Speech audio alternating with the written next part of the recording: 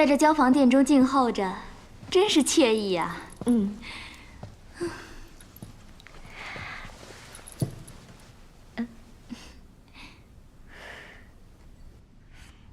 真是好喝，清纯甘甜，果真是上品美酒。如果一直能享受这些珍品，永远守住这份宠爱就好了。妹妹有这么一个可爱的小皇子，必能永守宠爱。你看，你我在这交房殿内，你不俨如这宫殿的主人吗？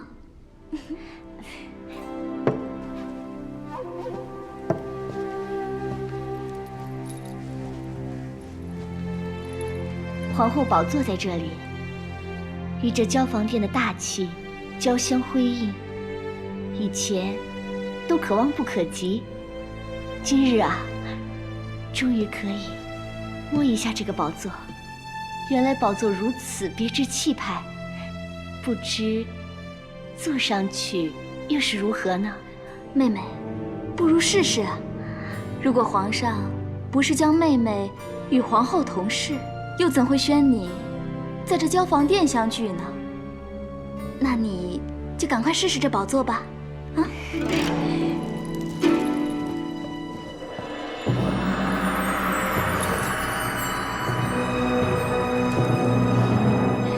说不定不久之后啊，这后座就是你的。现在也只是试一下。皇后金安，民女特前来向皇后问安。姐姐，我仿佛看见这殿下的妃嫔婢仆都在向我俯首膜拜呢。民女参见皇后。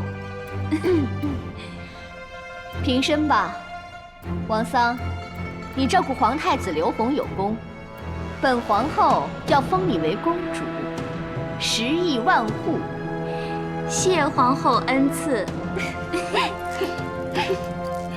这宝座果然舒适安逸，这一坐上来，这数日的晕眩都神奇的好了。是吗？有这么舒服吗？姐姐，要不要来试一试？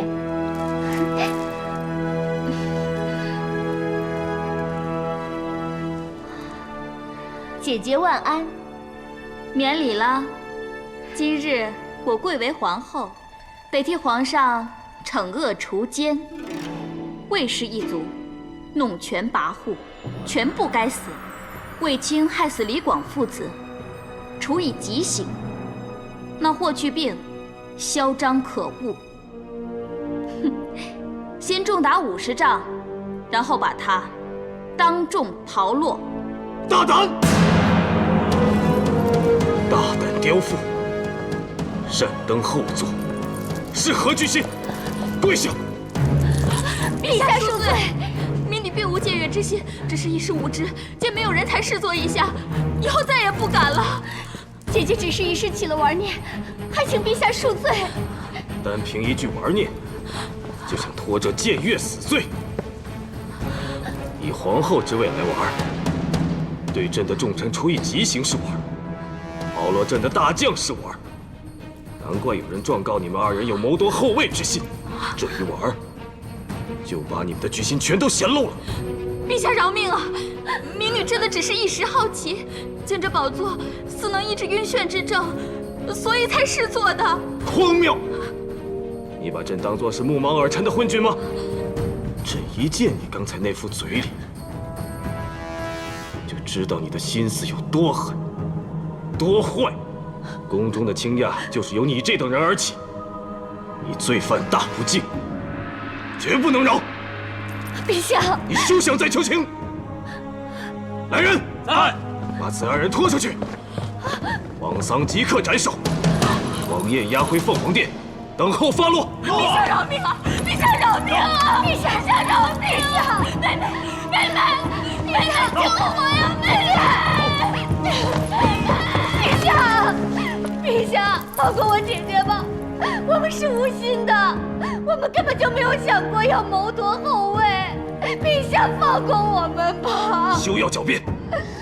你纵容亲戚，居心不良，朕是念及你是红儿的母亲，才饶你不死。朕会册封红儿为齐王，明日你就与红儿启程去封地，做你的齐王太后。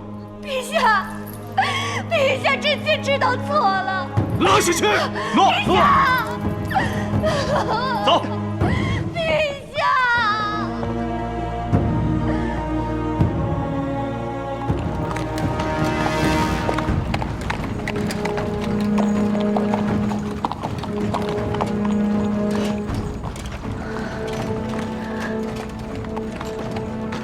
红儿，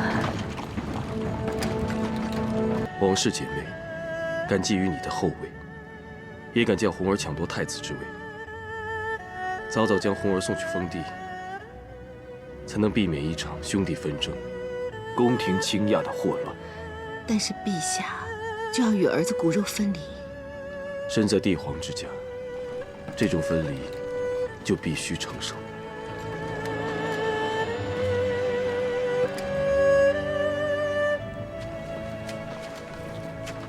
哎，这两姐妹果真如你所说，毫无作为，一个被斩，一个远调齐国。这一走啊，恐怕是回不来了。那魏家势大，真不知道我们何时才能有转机。风会转，势会移，无论何年何月，我袁术都会奉陪。就算我死了，也会拉那妖女皇后陪葬，让那个狗皇帝痛苦一生。哎，师姐夫，当日你在师姐盒中拾到竹片，上面究竟写了什么，让你看了之后，怨愤更深，仇恨更大呀？上面写的是一段谶讳。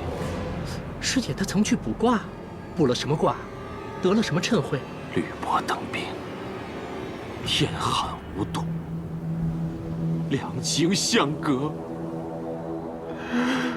祸连子殃。祸连子殃，这是为子嗣而求的谶语。师姐她被行刑的时候，已经怀了孩子。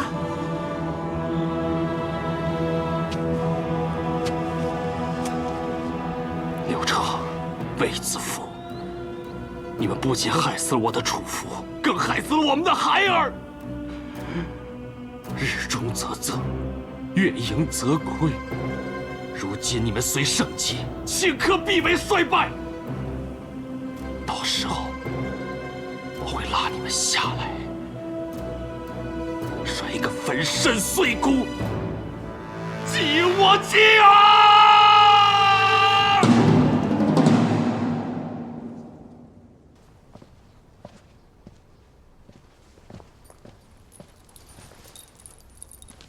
祛病，祛病，祛病！来人！姨母，姨母，怎么了？吓到你了？你竟然敢骗我！你说你，堂堂统帅3军的军侯，竟然如此顽劣，没有规矩。祛病，还不就是想骗个姨母做的蒸饼吃吗？姨母，你笑什么啊？我笑你啊，就为一个蒸饼，什么事都做得出来。那是因为姨母做的蒸饼味道独特。那你倒跟姨母说说，什么味道？有种家的味道。一见到蒸饼，就会想到姨母的疼爱。你不觉得姨母平时对你太过唠叨？是有点儿，不过这么多年了，祛病早就习惯了。况且全天下，也只有姨母一个人会对祛病如此唠叨。祛病倒觉得弥足珍贵了。真没想到，一个面对千军万马都不眨一下眼睛，都不牵情感的豁达司马，竟会说出如此窝心之话。皇后，蒸饼快好了，请去看看。真的，快点拿来呀！别着急，姨母去看看，做好就给你拿过来。这么有趣，他们都玩些什么花样啊？转乾坤、燕归巢、斜插花、风百合，还有旱地石鱼、管子流星、双肩背月，这么厉害啊！下次一定要等朕处理好正事，你们再提，朕要与他一较高下。好，好。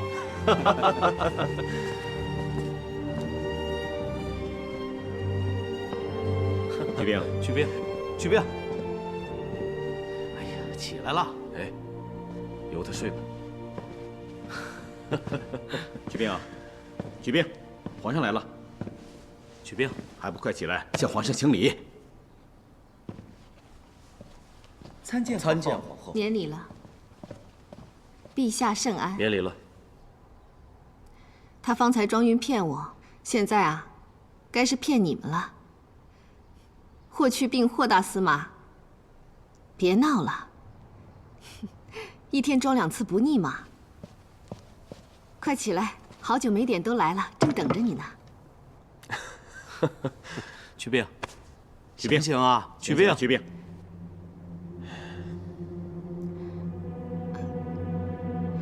去病，别再跟姨母闹了，快起来，不许再闹了。难道真的晕过去了？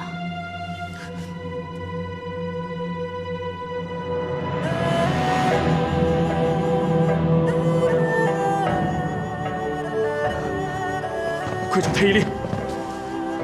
去病，起来，别再吓唬姨母了。姨母特意做了蒸饼，让你开怀大悦。姨母为你做了蒸饼，去病，你不是要吃姨母的蒸饼吗？你快起来啊！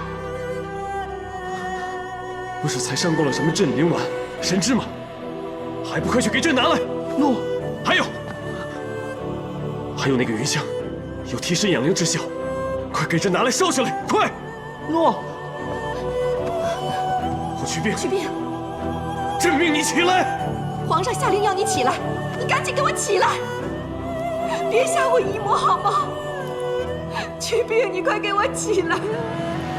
不会的，不会的，他如此生猛有劲，他不会有事的。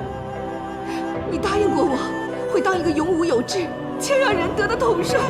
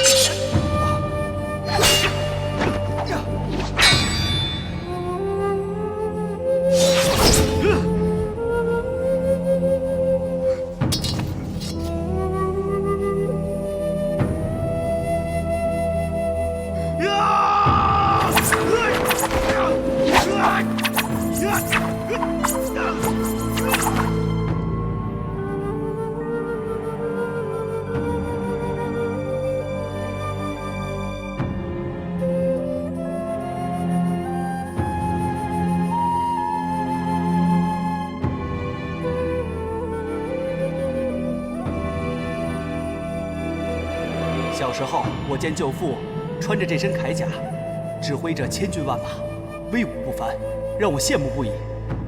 今日终可与舅父一同并肩作战，斩杀外敌，我一定要箭无虚发。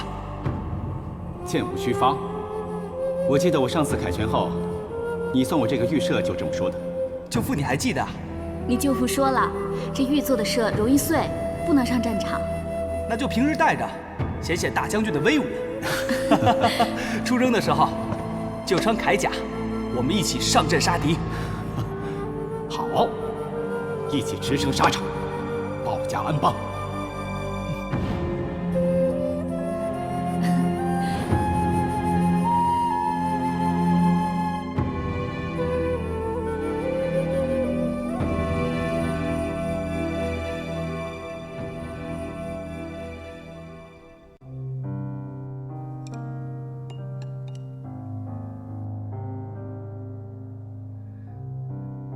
若能重来，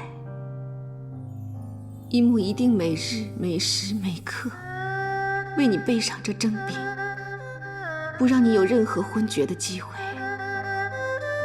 真真假假都不让。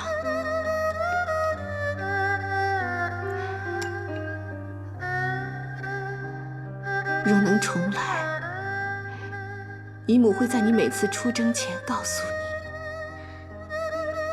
你是我们大汉最纯真的英雄，心无旁骛，满心装载的只有平定天下，壮模山河。若能重来，姨母会在你每次凯旋而归时，少些教诲，多些称赞。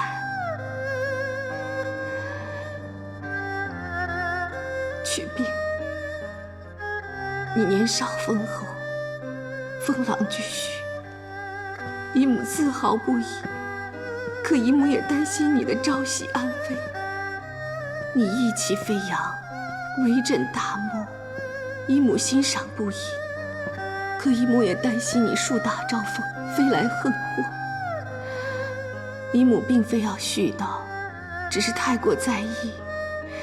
你说这蒸饼是家的味道，只要你喜欢，姨母就为你做。生即做，死即做，梦你时做，念你时做。怕你无论身处何方，都能一如身处家中。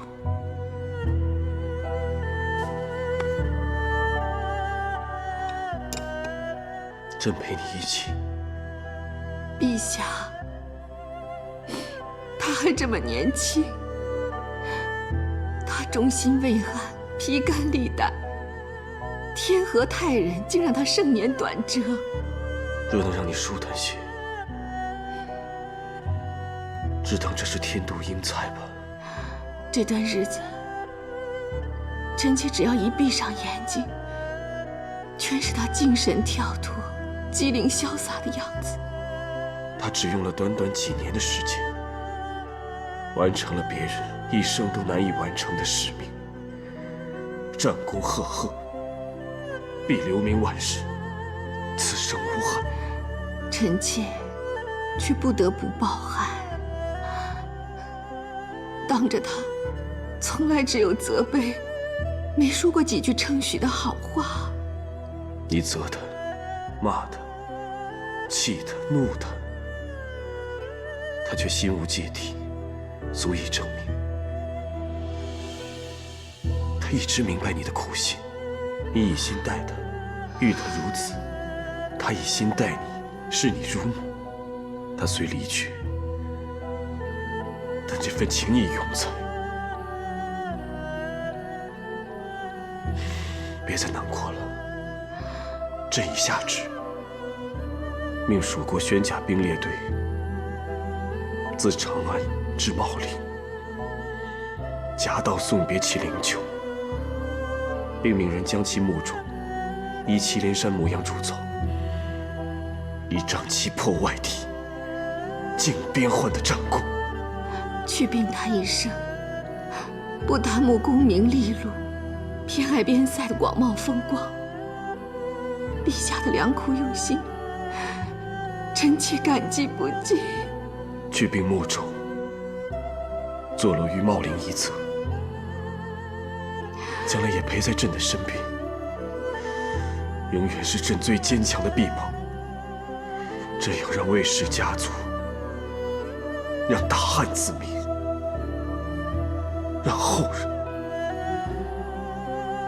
都以霍去病为荣。谢陛下。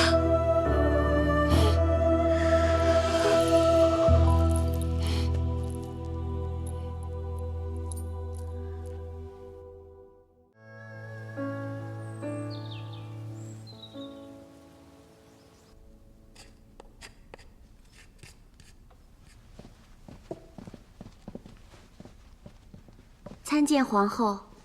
皇后，花已经备好了，这些是祈愿皇上万寿无疆，汉室兴盛久安的，还有祈愿段大人能再获良缘的。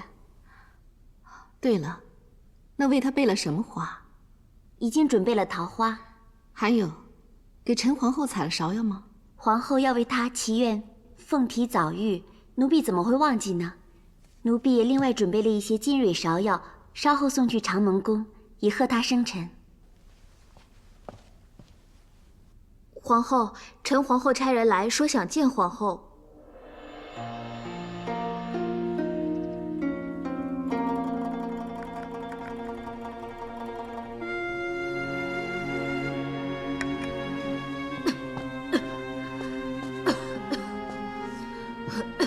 皇后驾到！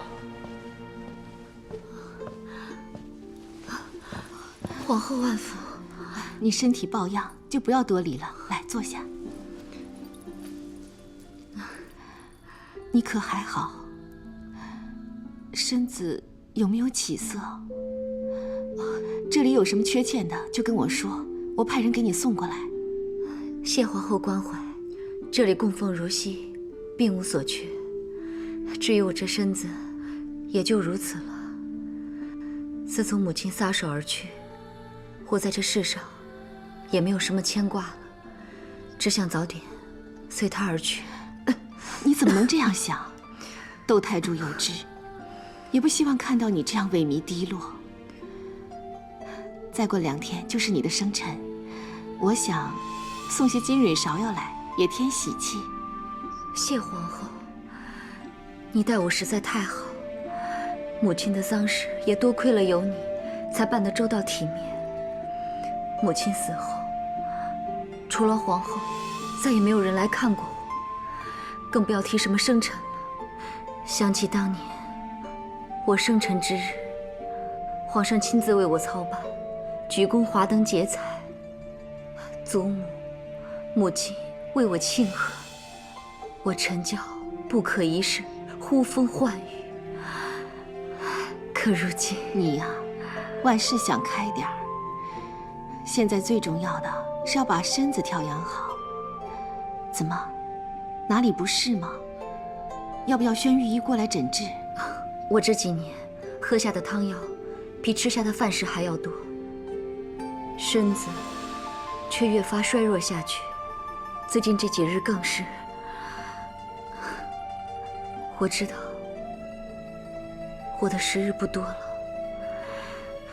只是有一事，如果我不做，我死不瞑目。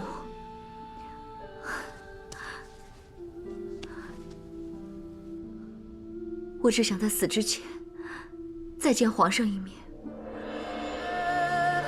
我希望在最后一个生辰之日能见一面皇上，向他亲自认错，让他知道我有多想他，念他。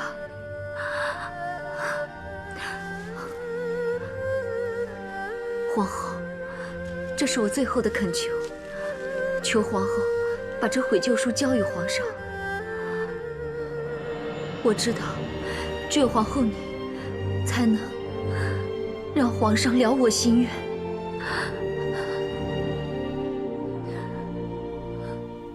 不，朕不会如他所愿。陛下，这里面写的都是陈娇对过往的忏悔和对陛下的思念，字字泣血，只为能见陛下一面。这里面就算写着1000个、10000个悔字，又如何？被他们母女害过的人，可以抹去那些悲痛经历吗？朕绝不会见一个千方百计谋算于朕的人，更不要见一个3番4次要加害于你的人。千错万错都已经过去了，而且臣妾早已淡忘。如今臣妾有相爱的夫君在身边，有可爱的孩子承欢膝下，何其幸运！可陈娇她却有悔恨不能诉，有思念不得见。陈娇的病最近越发严重，不知道以后还有没有机会见你了。一切都是他自作孽。可他毕竟是太皇太后最疼爱的孙儿。陛下，就算你不想如他所愿，那就当是如太皇太后的愿，如臣妾的愿。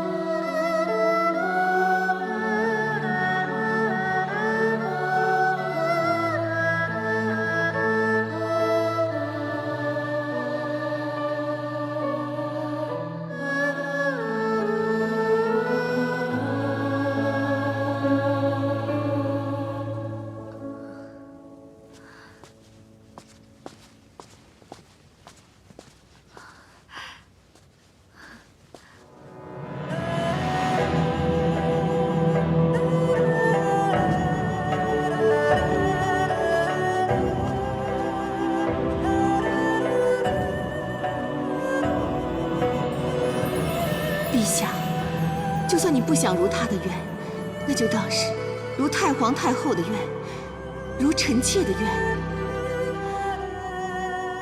作为夫君，朕也想如你所愿，但是作为国君，却绝不可以。你可知他母亲犯过什么滔天大罪？关涛曾暗中勾结刘安，朕这个姑母，竟然助刘安让枯井出水，你是灾星。为陈乔得自由，连谋权篡位之事都敢做出来，朕让他母女得以受诛，已经是对太皇太后尽孝，仁至义尽了。陛下，子父，望你体谅君心。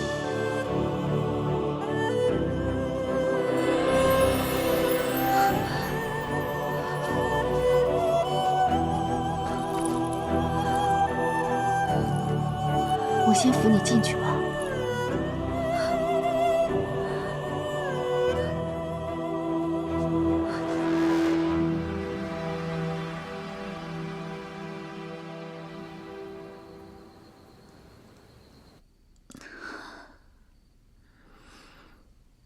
启禀皇后，药好了。我来。皇后，不要走开，多陪我一会儿吧。先放下吧。诺。你看外面，月色清亮，照得万物光滑如炼。你这里恬静非常，是今夜赏月的好地方。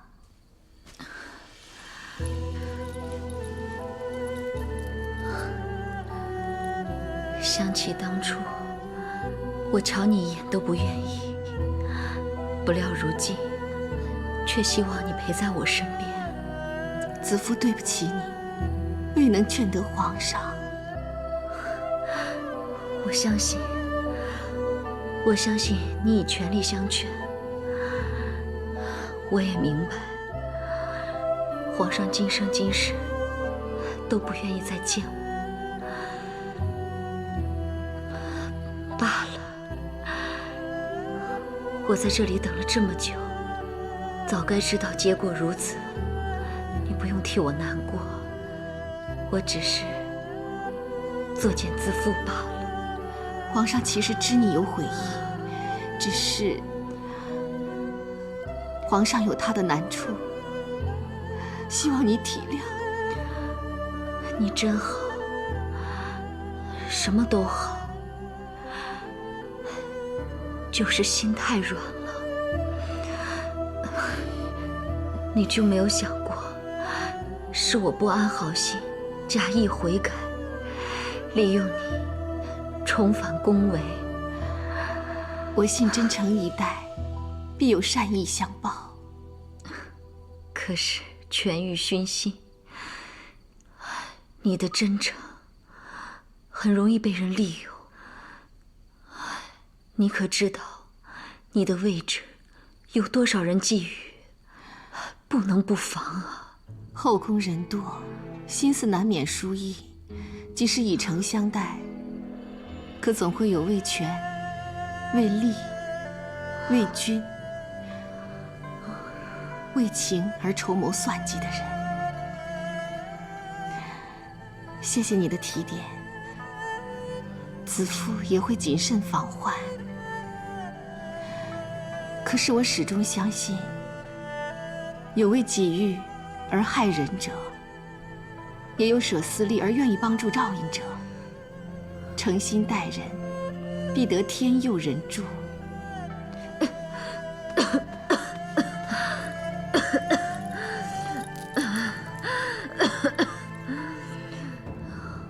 皇后可觉得那未央宫就像一个花樽，宫中女子就如同繁花盛开，等待皇上这个赏花者到来。昨日芍药盛放，今日兰花吐香，可明日呢？花开花落，自是平常，我们也只好顺应自然。灿烂时不枉其美，酷率时不失其心。花开花落，心花替代，在赏花人眼中再平常不过。可我看着，却是伤心至极。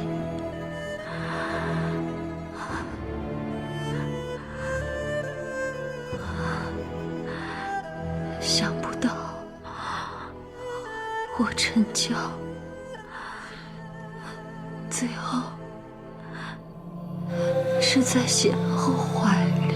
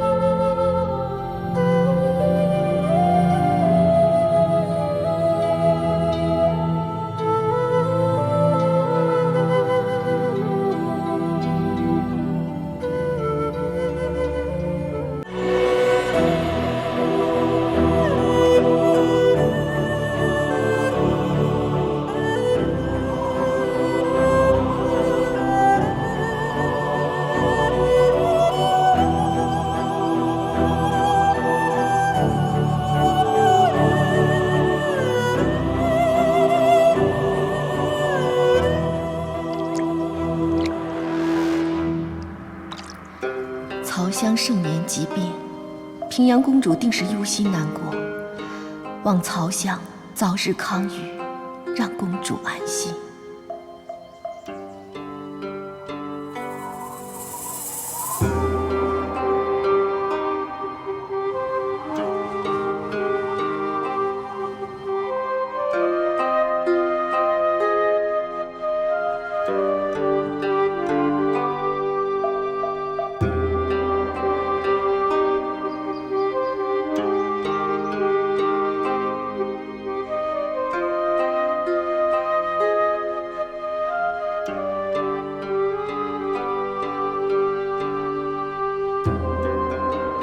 姐姐节哀。香儿去世，不幸的事情接二连三的发生，姐姐此时必定难过。那夏侯伯与他父亲的事必通奸，事情败露而畏罪自杀，死不足惜。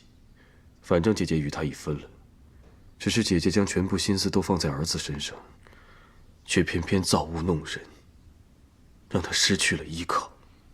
公主是女中豪杰，不会轻易垮掉的。如今公主肯从平阳县搬回长安府邸，足可见她想通了。要不然，也不会修书告知陛下她的行程。但愿如你所言，只怕姐姐好强，沮丧之情不欲被人看见，郁结在心，反而难解。陛下，陛下正好要去坝上祭天，回宫之时必会经过平阳侯府，何不前往与姐姐一聚？如果能得到陛下的关顾，姐姐定会觉得窝心，因为陛下是她唯一的至亲了。若不见，朕也难以安心。但愿朕此行能够开解姐姐心中愁苦。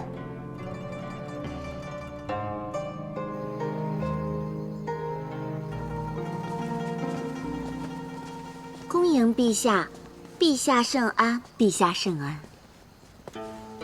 免礼。参见公主。都起来吧。谢陛下。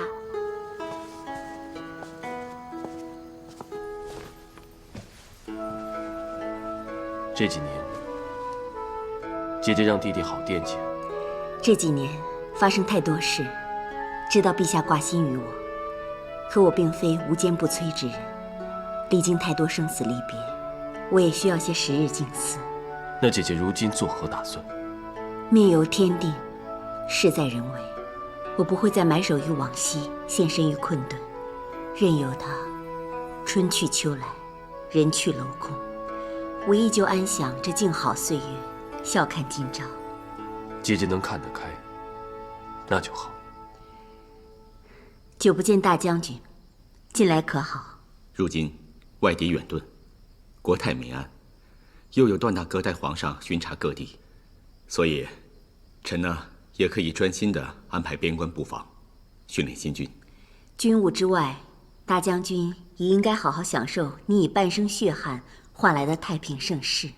那以后啊，你就多与朕狩猎对弈。臣遵旨。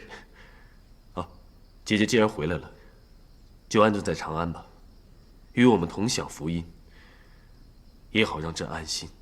弟弟放心，我既然已回长安，就要做回以往的平阳公主。那就好。皇后还特意让朕带来了百香酿，盼你岁月生香。怎知美酒未饮，已见奇效。姐姐风采气度，不减当年。岁月生香是我毕生的所愿，我就多谢皇后记挂了。只是要论风采，就比不上今日长安百姓所盛传的女子。那女子的卓越风姿，还有歌谣口耳相传，不知弟弟是否有听过？是什么歌谣？北方有佳人，绝世而独立。一顾倾人城，再顾倾人国。宁不知倾城与倾国，佳人难再得。真有此歌谣中的佳人？这佳人不就在朕的皇宫里？除了皇后，谁还能堪称倾城倾国？皇后自然是绝世佳人，但歌谣中这美女，却另有人在。且凑巧就在我府中，弟弟不妨一见。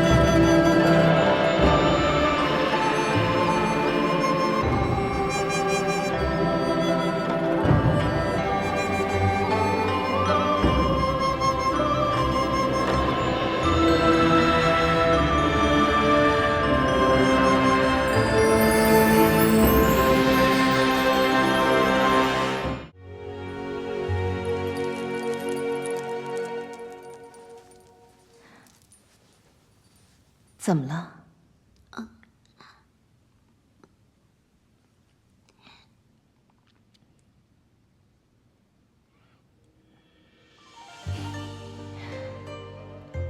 原来你发现了本宫的第一根白发，这有什么需要藏起来的？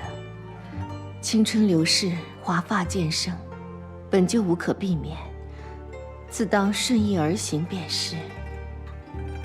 皇后风韵依旧，一点都没改变呢。普天之下哪有形貌不变之人？韶华易逝，容颜易老。青丝经岁月染白，并不可惧。指望此心此志能历久弥坚，就像皇上对皇后的真心一样。皇后，皇上已抵城门，会从御河入宫。不过听说还有一名女子陪同皇上归来。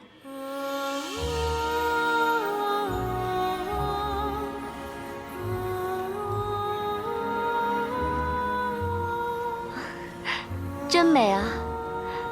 奴婢一个小小歌姬，竟有福分一睹皇宫景色，真是像做梦一般。不是一睹，是以后就要以此为家了。真是不敢相信。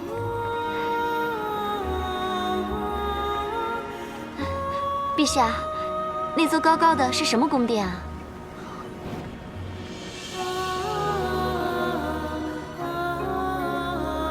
那边树木环抱的是上林苑，是朕打猎的地方。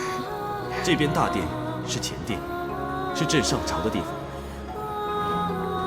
这是宣室，是朕朝议之处。果然气势恢宏。那间焦红色的是什么殿啊？这座宫殿外壁怎么是焦红色的？好美！这是什么地方？这是皇后的寝殿。真不愧是后宫之首的居所。这是交房殿，皇后的寝殿。原来是后宫之首的居所啊！想当年，皇后入宫之时，也如你这般兴奋紧张。不过她进宫，可经历了千难万阻。哦，这宫里还藏有什么难关啊？奴婢，你却幸福许多。如今的皇后贤良淑德，在她的料理下，后宫众妃和乐融融，你不必有丝毫担心。那奴婢一定要拜见这位贤后。不错，后宫的一切大小事务都由皇后定夺。你入宫后首要便是到交房殿拜见皇后，记得要施礼，用心听皇后之言。诺，奴婢记住了。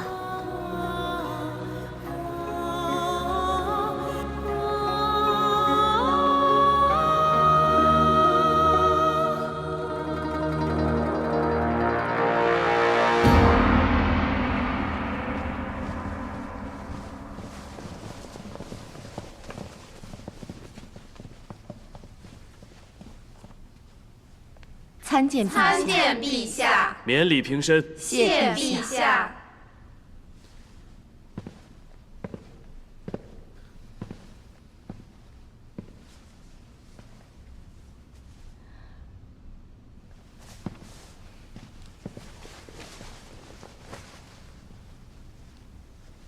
朕在外面这几日，宫中一切可好？陛下出宫为民祈福，宫中上下也全心为大汉万民祝祷。姐妹们都盼着陛下归来，分享民间所见所闻呢。朕这一路见闻颇多，收获也是不少。不过最令朕开怀的是姐姐终于振作了，她心情好转，朕心中的一块大石也总算是放下了。臣妾也盼着能与她一续呢。这是当然。她已回长安，往后你们就能多见面了。这次朕在她府上还带了一人回来。臣妾也有所闻，听说陛下圣恩眷顾一位歌姬，为何不见她同来呢？皇后愿意一见，朕才传召。既是陛下有意之人，臣妾自然要一睹芳容。好，传礼姬进来。诺。宣礼姬觐见。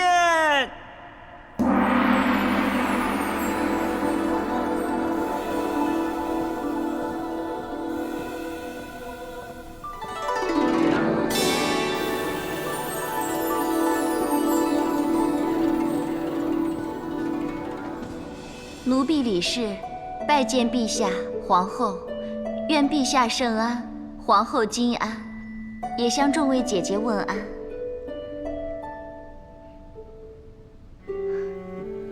起来吧。果然清丽大方，识得礼数。若论大方得体，属皇后第一。你们要多向皇后学习。臣妾定遵陛下旨意，不负皇后教诲。奴婢初入皇宫，蒙昧无知，求皇后多加指教，奴婢必遵懿旨。礼姬应如何安排，就交由皇后决定。臣妾愿听陛下圣意。不知皇后以为封为夫人如何？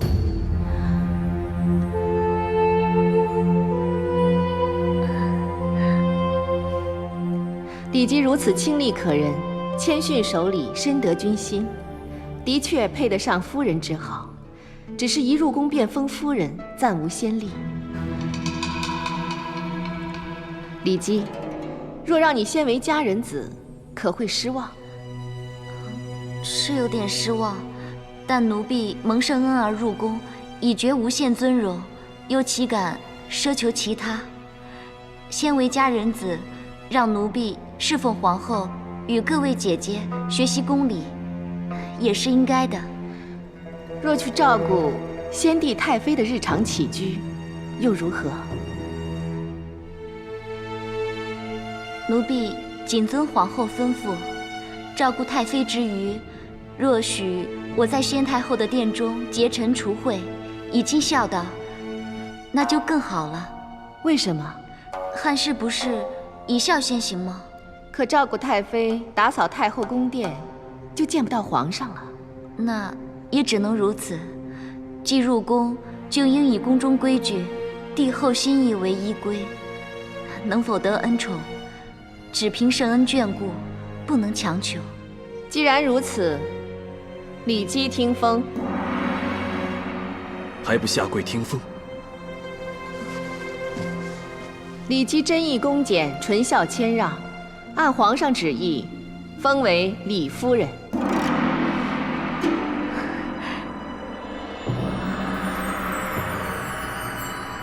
还不快谢皇后恩典！谢皇后，臣妾日后定谨遵皇后教诲，恭谦而行，安分守己。既封了夫人，就等皇后赐殿于你吧。臣妾不敢奢望。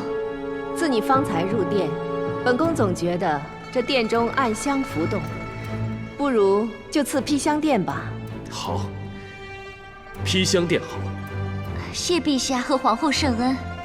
起来吧。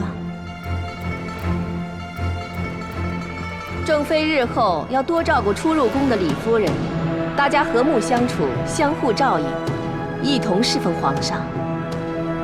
诺。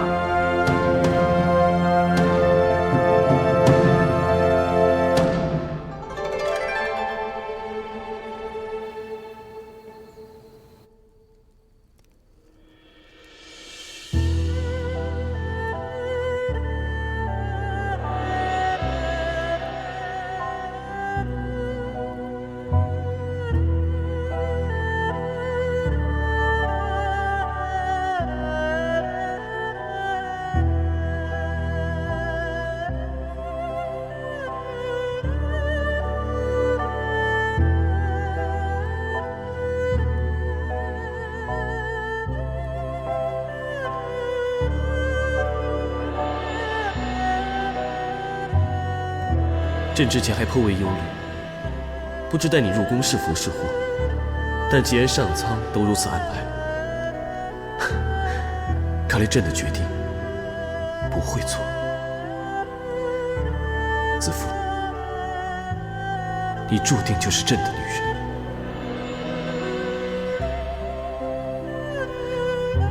朕在外面，每个清静的夜晚，只要看这片浩瀚的星空，就会念起你。子夫，你知道吗？朕第一次看见你的眼，就觉得里面藏着星海，闪耀生辉。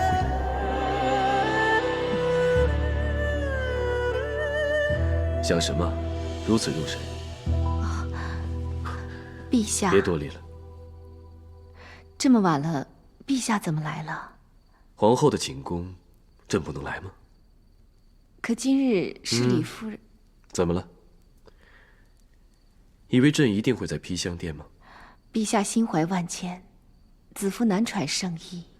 今夜星空灿烂，朕的心意是想与皇后去前庭观星赏月，不枉此良夜。只怕这春夜乍暖还寒。不会，很暖。承陛下宠爱，子夫很知足。你真不介怀？介怀什么？朕本去探望姐姐，却一时心情于李姬。其实朕当晚失口允诺封她为夫人，回宫的路上就一直想着该如何向你开口，怕你为难。陛下说要封她为夫人，臣妾已猜到几分，臣妾并不介怀，倒是怕其他姐妹心有不甘。幸好李姬谦卑得体，方才臣妾几个提问，她对答间进谏易犯，可睹悠悠众口。于陛下，于李姬，都好。来，子夫总是凡事为朕想得周到，让朕心更难安，怕委屈你。谁为图苦，其甘如饑。燕儿新婚，如兄如弟。你是怕朕与李姬如胶似漆，不理旧人。你辛苦，就连苦菜都不觉苦。但看到夫君开怀，臣妾心安；得到夫君关怀，臣妾心宽。做陛下的皇后，臣妾不只会大方接纳，也会告诫其他嫔妃，与李夫人和平相处。今日朕携李姬从御河入宫，望着两岸的风景，你可知朕眼前浮现的是什么？全都是当年与你乘御船入宫的情景。你那时好奇又兴奋地指着交房殿问朕：“那座漂亮的焦红色宫殿是什么？”如今臣妾已在此殿中，只是时光如水，转眼多年。陛下竟将一切记得这么真切。待你入宫的情景，朕记得；做你北斗星大哥的承诺，朕也记得。恋恋北斗，皎皎此情，长鸣当空，永生不渝。无论时光流转，景物变迁，朕对子父的心永远不变。你在朕的心中永远占首位。臣妾知道，一切都不会变。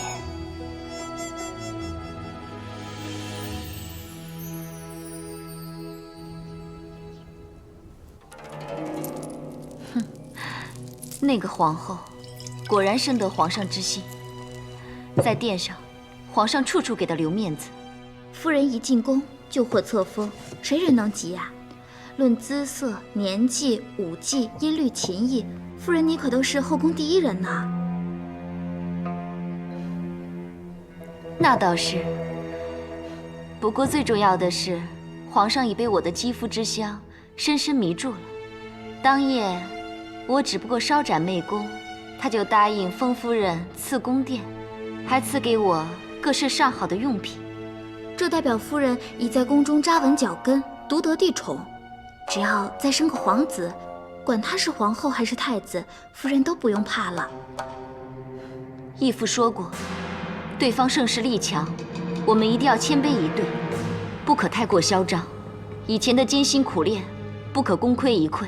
我要得到我的荣华富贵，以后就更要听义父的话，勤加练武，以美貌、体香、舞姿笼住帝心。外内修身，内媚修神，玉手绕春，兰芷轻弹，清香暗出，幻化无形。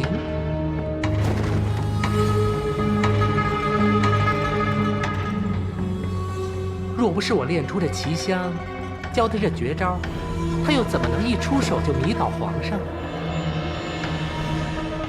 哼，再清淡些，清幽而迷惑才好。当日踏遍各地乡县，好不容易寻得了这位天资过人又能歌善舞的女子，收为义女，勤加训练。如今不枉我多年来的心思。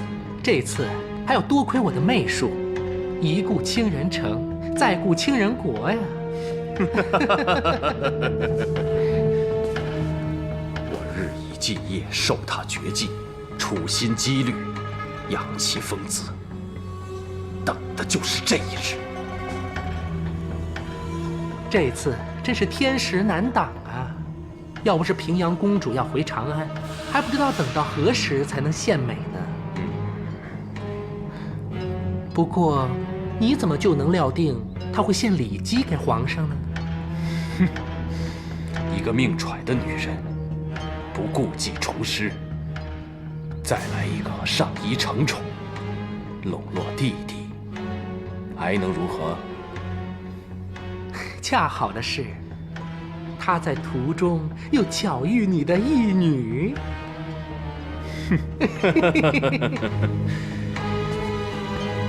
也算里姬争气，在平阳公主面前稍显身手，就被一眼挑中。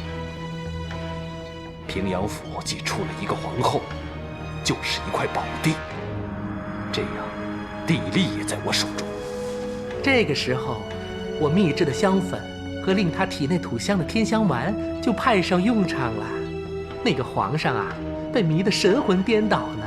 加之最近大将军府移宫进进出出，看来那个卫青也是大限将至。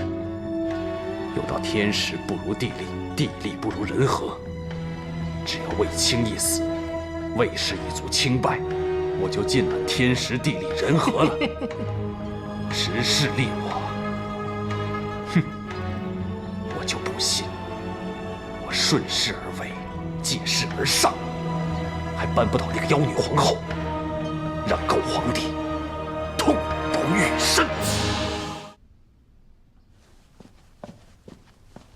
陛下，皇后与平阳公主求见。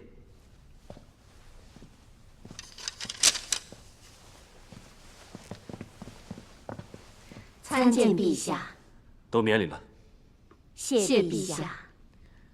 难得子父与姐姐同来，还眉开眼笑，难道是有好事要告诉朕？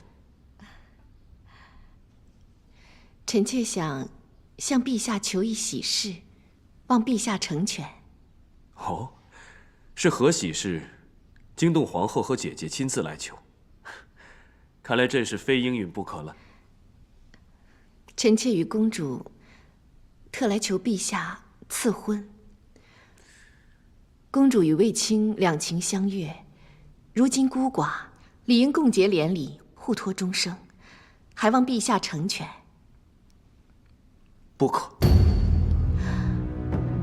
陛下，公主与卫青家世相匹，又情投意合，各无牵绊，陛下何以反对？还请陛下明示。事发突然，朕要深思熟虑，从长计议。陛下，究竟有何顾忌？这么多年来，我已经历太多，深感人生无常。我已经无心力再空等岁月。我与他早在多年之前已经互生情愫，只是造化弄人，波折不断，所以我们只能屡减姻缘，屡断肝肠。既然你们情深切切，何不自结良缘，反要来求朕赐婚？正因为情切，所以情切。公主义无反顾，可是卫青始终不敢踏出这一步。陛下既然知道他们两情相悦，为何不愿成人之美？卫青情切，该是有他的顾虑，亦如朕也有自己的顾虑。卫青为人谦恭信义，有勇有谋，为我大汉出生入死，屡战屡胜，是朕最重视的忠臣良将。与姐姐确实相配，可是他建下多少功勋，就树下多少敌人，也就埋下多少隐患。魏大将军之名响遍九州，外敌内奸早就视他为眼中钉、肉中刺。多少人处心积虑想报复他，多少人咬牙切齿要置他于死地。卫青为将为臣，这是他不得不冒的险。但朕怎忍心姐姐跟着他，随时随地都会有生命之忧呢？陛下，臣妾入宫以来，几次徘徊在生死边缘，陛下可还记得当时的心情？悲痛欲绝，愿以一切换你生机。若陛下早知臣妾有此劫难，是否会因为不想臣妾丧命眼前，便舍我而去？陛下护姐之情，子夫感同身受。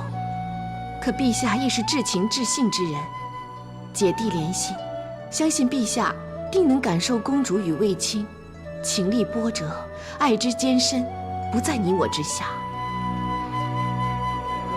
你我之情都不因生死而衰绝，深信他们俩亦然。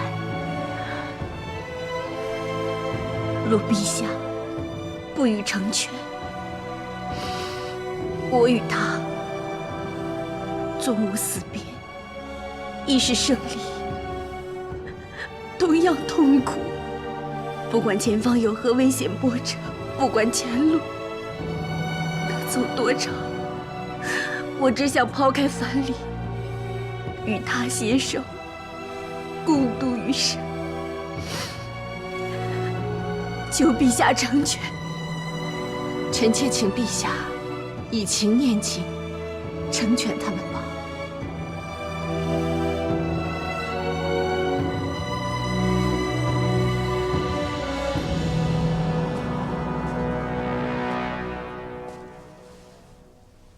因马牵情，也要因马而断情吗？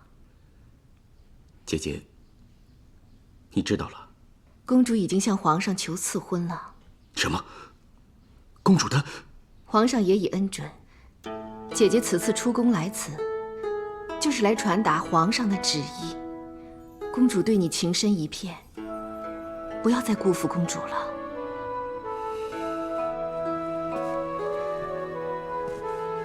我就是怕负他才。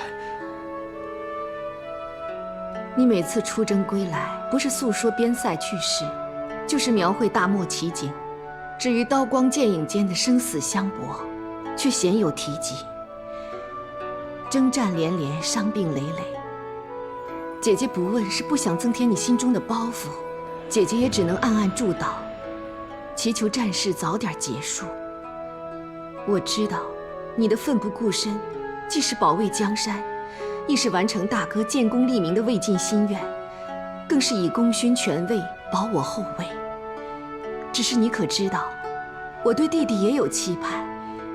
姐姐盼你为汉、为民、为兄、为我之余，更能为自己而活。盼你博得安稳江山，也获得美满姻缘，偿未尽之愿。可是我现在过得很好啊，并无他求。姐姐不相信弟弟心里没有公主，难道你不愿意娶她？弟弟凡事都以他人为先，此次若你以姐姐为先，请你为姐姐而娶，别让姐姐抱憾终生。若你以家儿为先，你应该知道他盼你再续前缘；若你以公主为先，则更应该义无反顾，不要让她再受生离之苦。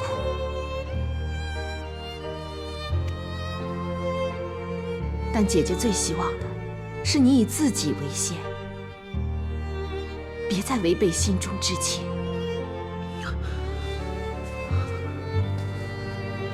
可我还有喜娘，我还有3个孩子，我也要顾及他们。只要弟弟有心续弦，什么顾虑都能消除。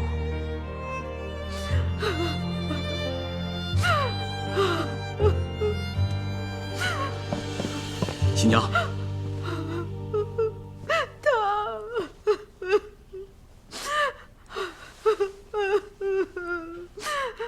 我已将皇上赐婚一事告知了喜娘。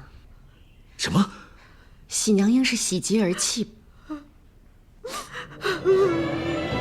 公主已经答应喜娘，待她如母亲一般，待嘉儿尽女儿之孝。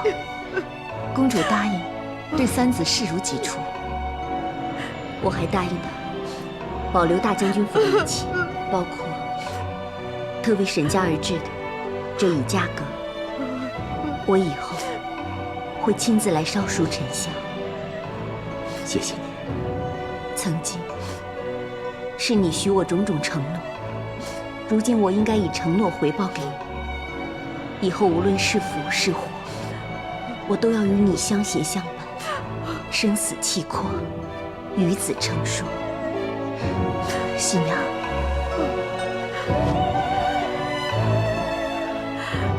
我本以为嘉儿走了，我就再无爱女，谁想如今，老天竟能让这个家重新完整。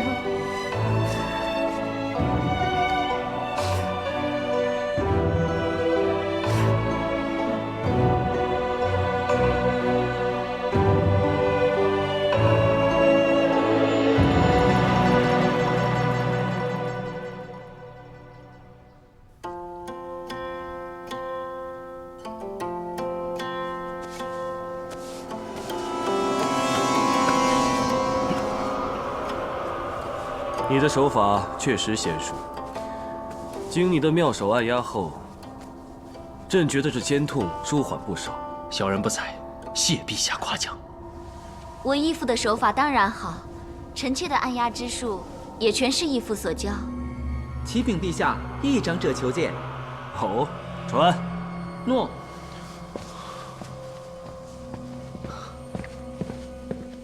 陛下万安，向李夫人问安。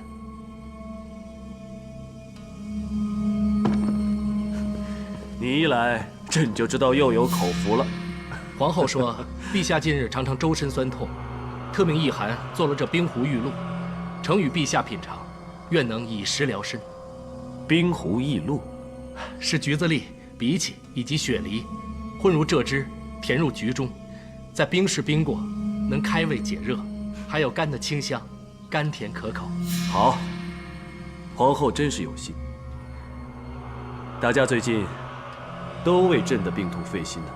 这袁叔是李夫人的义父，入宫来帮朕按压，也真有奇效。才按了一会儿，朕的肩痛已经好了不少。议长者也很有心思，所准备的食疗确实适合陛下。你何以知道适合朕？小人刚才帮陛下按压之时，感觉到陛下经络不通，陛下该是肝气郁结，胆经不畅，所以近来两肋隐隐作痛，偶有抽搐。确实如此，而且应是常觉口苦，口苦因肝气外泄，两肋作痛则因肝胆同源，想必陛下近日也会烦躁易怒吧？你只是为朕按压一次，便知之甚详，看来也精于医理。一涵，那你的甜点是专为肝郁气滞而做的吧？里面的荸荠、雪梨以及蔗汁全是去肝火之物，橘子也有理气健胃、散结止痛之效。冰冻成雪泥，更能吸附橘子的香气，清凉可口，有助食欲。你与一涵皆精通医理，可其为朕断出疑难杂症。小人曾听说，议长者与刘安登坛舌战，阻刘安迷惑百姓。相对之下，小人所识只是皮毛。李夫人说你医卜星象皆精，果然。那天文也通晓？谈不上通晓，略懂推断眼前现象而已。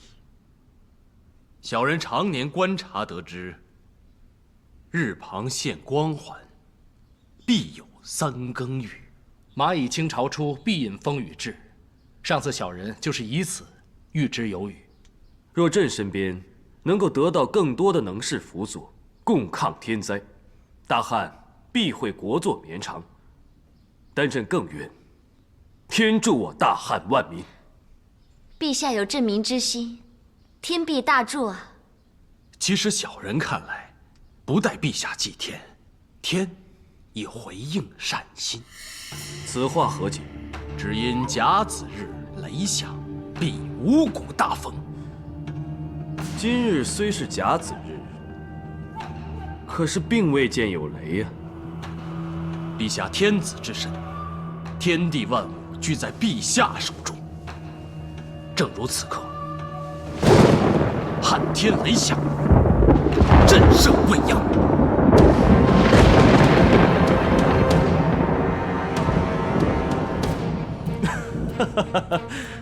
好，袁叔，你懂医理经天文，确是其事。朕赐你宗籍，准你自由出入皇宫。一来可与一女长见，二来可为朕按压，缓朕病痛。朕还要你与一涵一起研讨天文，预测天象，齐助朕一臂之力。小人谢陛下，定会尽心为陛下效力。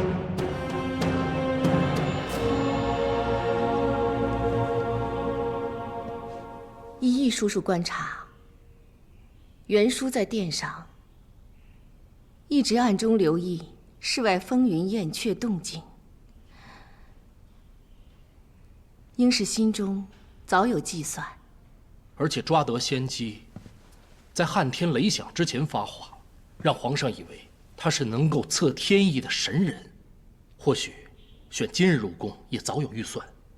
若真如此，恐怕李夫人与他同样心机慎重，皇后一定要小心。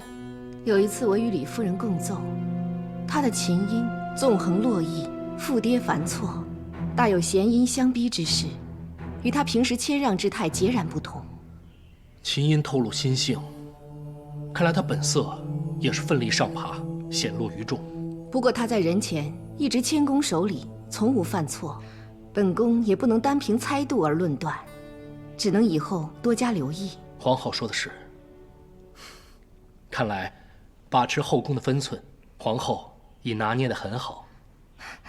毕竟我也当了皇后多年，其实这帝前献祭，争得功名利禄，都是人之常情嘛。我们也不宜忖测过甚。但防人之心不可无啊！这父女二人，一个持宗籍自由出入宫闱，一个居于宫中，若要惹事，恐怕后宫首当其冲啊。我只有静观其变。他若贤，我必护；他若诈，我必成。皇后，徐黎夫人在庭院摔伤了。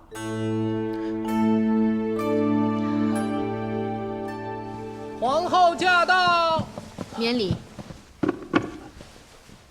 参见皇后。情况如何？已无大碍，但额上的伤需调理10日。幸好没有摔在石头上，否则性命堪忧啊。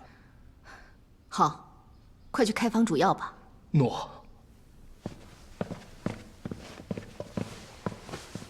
姐姐就先在我店里休养，以便我亲自照看。谢皇后。这到底是怎么回事？一切都是臣妾的错，都怪我疏忽，在庭院练武时挥动长卷绊倒了姐姐，竟让姐姐受如此重的伤，还求皇后与姐姐原谅。那长卷舞，你一直都收放自如，今日怎会？臣妾这2天只是想练一些新花式献与皇上，谁知练得太专注，没有留意人来人往，恰巧徐黎夫人经过踩在上面，可是我练得太投入，全然不知，谁料一拉长卷，就闻得姐姐摔倒的声音。真不知你是无心之失，还是有意为之。妹妹真的是无心的，还求姐姐原谅，求皇后恕罪。你跳舞时目光流转，怎会不见我走来？我刚一踩上去，你就用力拉扯长卷，将我摔倒，哪有这等巧事啊？但事实确是如此。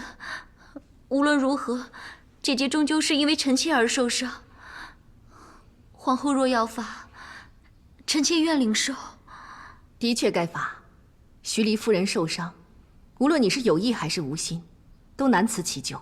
看在你有愧疚之意，本宫也会酌情处理，就罚你去知事支部，从初1知到15。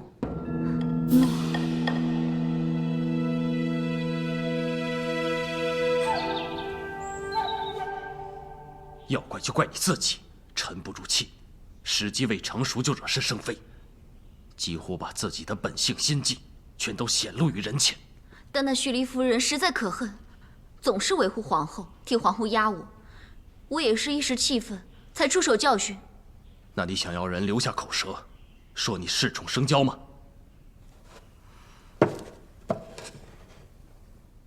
一切要以大局为重。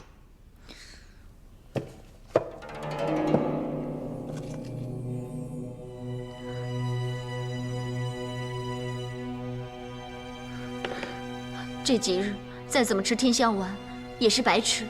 每日都要去知事支部，不但累得头晕眼花，还要假装自责反省。就算一身体香，又如何能得皇上垂注？你怎么样？没什么，就是一想到此事，就觉得头昏心痛。想着要不停向他们低声下气，还要假装谦卑恭顺，我就难受。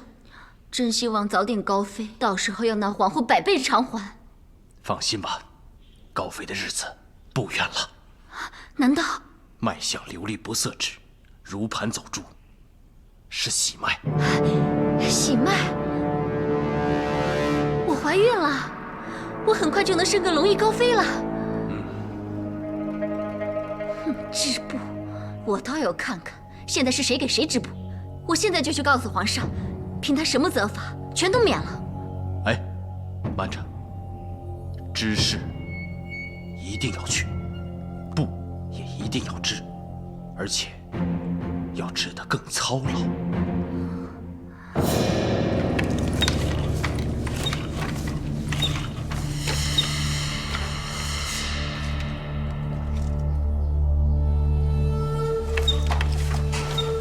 皇后驾到！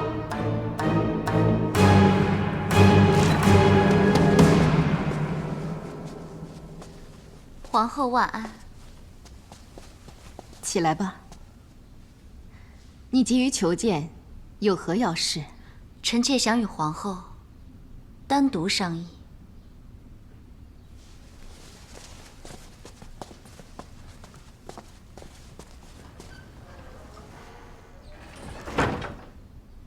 有何密事不能宣知众人？臣妾今日还会用早膳，就前来知事之部了。李夫人既然诚心思过，本宫倍感宽慰。时时已到，便可离开。可是臣妾在织布时，左右思量，越想越觉得臣妾并无过错。你此话何意？臣妾并非有意伤害徐黎夫人，不过是徐黎夫人自己踩上我的长卷，岂是臣妾所能料？即便是意外，也因你不小心而起。如今徐黎夫人受伤，难道你就全无责任？况且你也说过，甘愿受罚。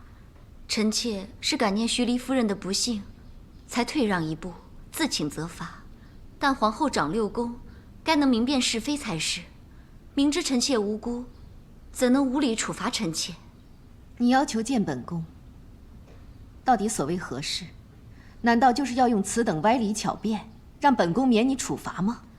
不是歪理，而是明理之人应当想到，徐黎夫人当时不知闪躲，就应该怀疑是否别有居心，自残以嫁祸于臣妾。如今她受伤，也是各安天命，怎能将所有的怨气都……闭嘴！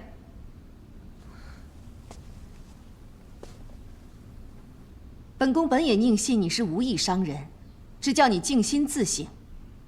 但你竟寻衅挑拨，如此态度，只会令本宫更加相信你是有意伤害徐黎夫人。既然如此，本宫就更要严惩不贷。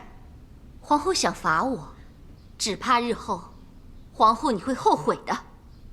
本宫不知道你在弄什么玄虚，可无论如何，你休想在这宫里肆意而行。从现在开始，你不准再踏出知事半步，直到诚心悔改为止。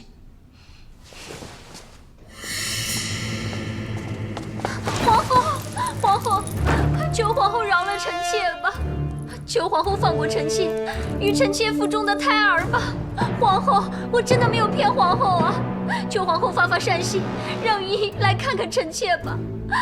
这可是龙裔呀，大汗的血脉啊！皇后，如此重罚，臣妾真的挨不住啊！皇后，别在此装模作样，起来！求皇后饶了臣妾，饶了我腹中胎儿。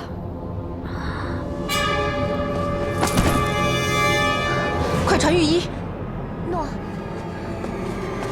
夫人，你怎么了？夫人，你醒醒啊！夫人。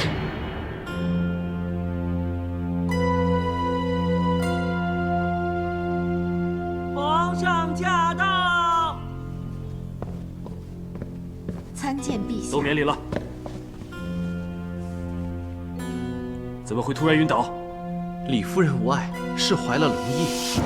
这可是千真万确。夫人脉象流利不色之，如盘走珠，定是有喜。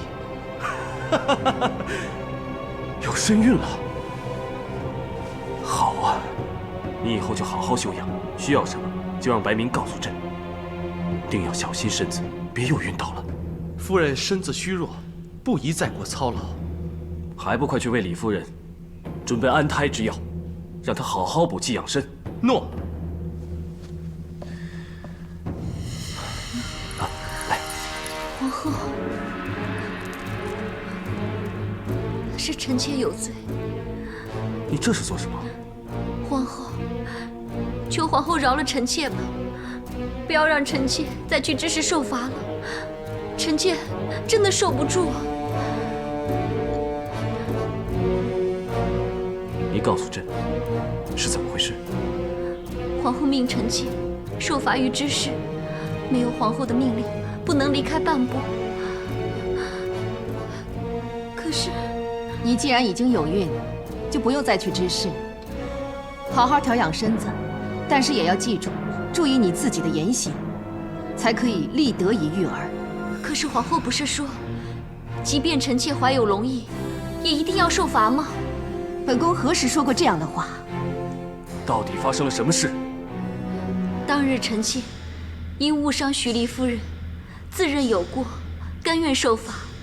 可后来在知事，便觉得恶心难耐，又想到御史迟迟未来，便怕有了身孕。可本宫应你所求去了知事，你并没向本宫提起你有孕之事。臣妾说过，只是皇后不信。皇后还责怪臣妾恃宠生骄，寻借口逃避责罚，一派胡言，根本就是无中生有。皇后怎可污蔑臣妾？当时臣妾苦苦哀求皇后饶了腹中龙裔，可皇后不但不许，还加倍惩罚。臣妾为人如何，陛下最清楚。陛下认为臣妾是如此狠心之人吗？臣妾也句句真言，绝无半点虚假。若陛下不信的话，可亲自问他们，还有知事的侍女，他们全都听到了。不用问了。今早你求本宫屏退左右，所以已无人可作证。看来，你早已想好做这出戏了吧？臣妾冤枉！冤枉！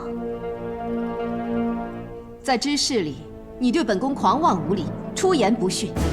可本宫方将知事门一打开，你就洒泪众人前，哭诉怀有身孕。皇后，天地良心，皇后怎可冤枉臣妾？臣妾虽然出身低微，但也懂得报城守贞，天地可证。求陛下信臣妾。陛下难道信他？臣妾若有半句虚言，诬害皇后，那臣妾愿意干裂肠断，花容尽毁。为了取信于皇上，已经对自己下如此毒誓，这母子连心，你就不怕伤及龙裔吗？若伤及龙裔，臣妾愿百倍受罚。公理自在人心，臣妾无惧无悔。快躺下，来。天下间，竟有你这等颠倒是非之人，本宫竟还让你入了宫，封了夫人。皇后，陛下不信臣妾。皇后认为此事适宜再论此事吗？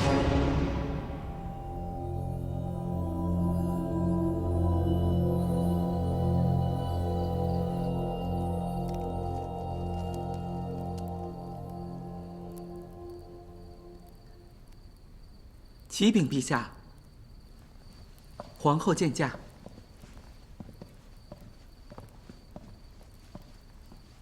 臣妾参见陛下。朕给你准备了你爱吃的美食，来，快来尝尝。谢陛下。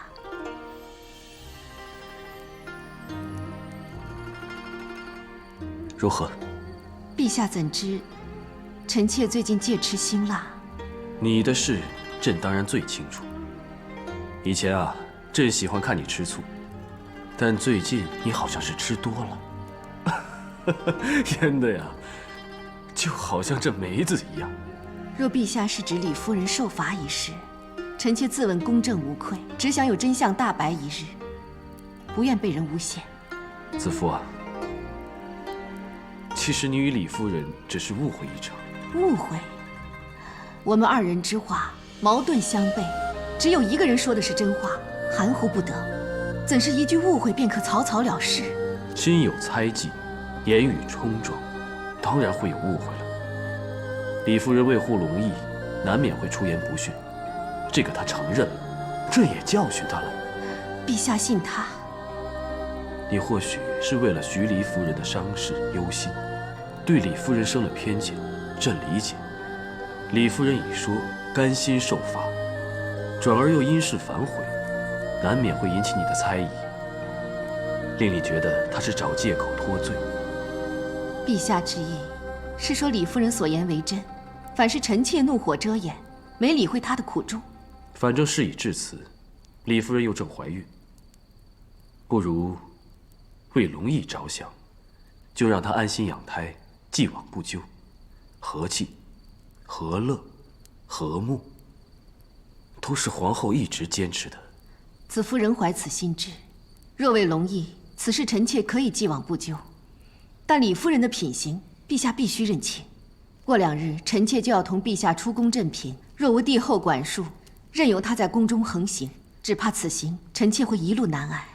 秦县镇嫔之行，朕决定推迟些日子。李夫人最近气血不好，胎象不稳，朕想等一切稳定些，再出发。陛下就没想过，他只是佯装病弱，博陛下同情吗？何况，振平之妻已经昭告天下，百姓皆翘首以盼陛下圣临。难道陛下要为了一个宠妃，让百姓失望吗？朕都是为了龙毅。皇后自始至终都在说李夫人说谎扮假，何以如此笃定啊？臣妾亲眼见她变脸，人前人后判若两人。其实是她亲身哀求陛下留在身边，陛下又一时心软，答应了她吧。皇后是在逼朕吗？臣妾并无此意。你刚才不是说留她一个人在宫中吗？她会事事行恶。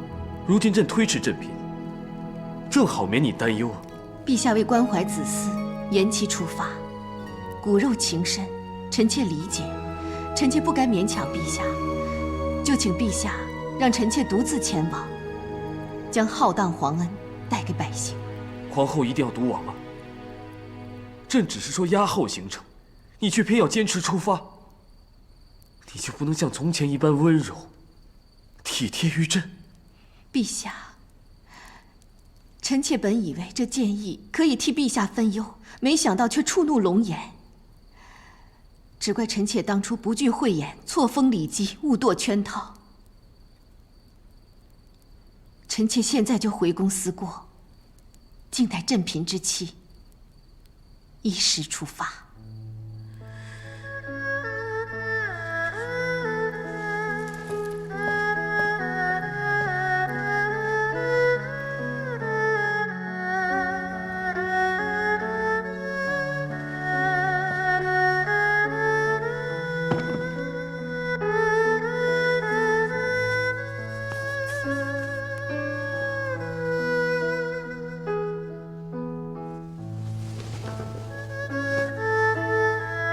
陛下出宫之后，子夫不能不思之念之，只有将思念化作针线，再用丝线将这疆土一一绣上。到了那个时候，朕便要与你踏遍九州，到此图上的每一个角落，亲睹百姓，和乐丰足。那子夫要在这图上绣一个“和”字，贺我大汉天下，和乐丰足。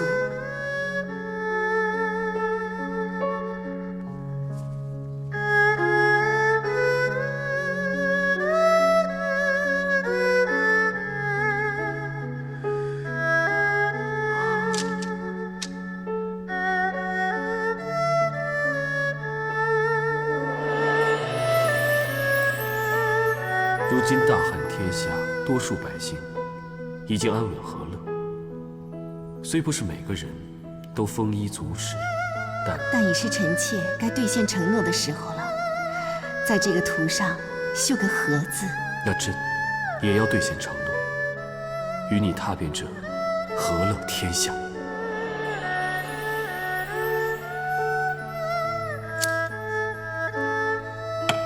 明月，诺，吩咐善侍预备羊羹青鱼，这些都是皇上爱吃的。我先前对皇上的语气确实过重了，奴婢这就去准备。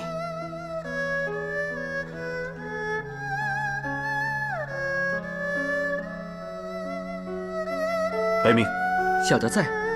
快去为朕收拾行装。陛下明日要与皇后一起出宫振平。朕答应过皇后，要与她一起到未丰足之地振平，让天下百姓同享和乐，同沐皇恩。还有备酒，今晚与皇后共宴。诺。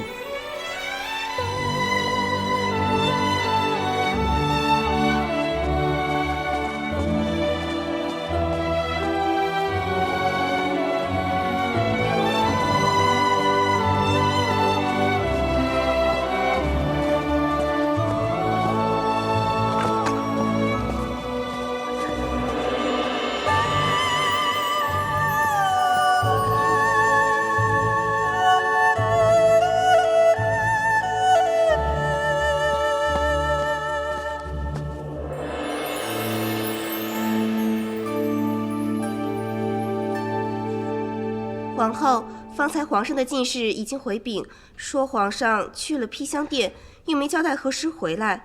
皇后还要一直等下去吗？再等等吧。诺。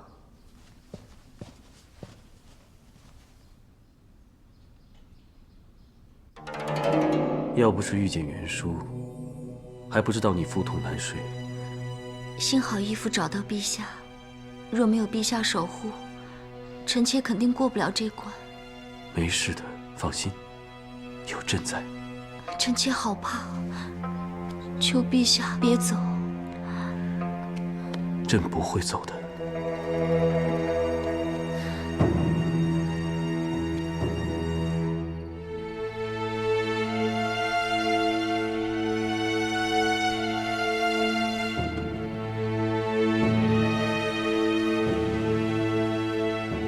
走吧，回去预备明早出发镇平。